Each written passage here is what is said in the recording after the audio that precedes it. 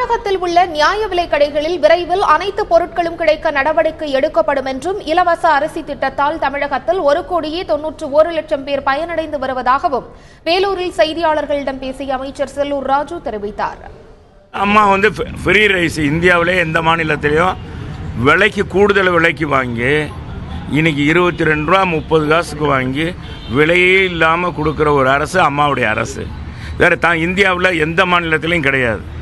Ration பொருட்களுக்கு உரிய விலை வைத்து தான் விற்கிறாங்க. அது மலை பிரதேசத்தில் இருக்கவங்களுக்கு கூட விலை இல்லாமல் கொடுக்குற அரசு.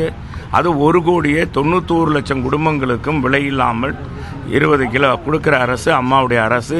அது 6 ஆண்டுகளாக கொடுத்து வந்திருக்கு. தமிழ்நாட்டு சரித்திரத்திலும் கிடையாது, இந்திய சரித்திரத்திலும் இது மாதிரி செய்யலை. அதே அம்மாவுக்கு கொடுத்துட்ருக்காங்க. அதனால் ரேஷன் பொருட்களை வாங்கி இன்றைக்கி சாப்பிட்றாங்கன்னா உண்மையிலே அது மகிழ்ச்சிக்குரியது. நல்ல பொருள், தரமான பொருள் தான் அம்மா வாங்கிட்டு கொடுக்க சொல்லியிருக்காங்க.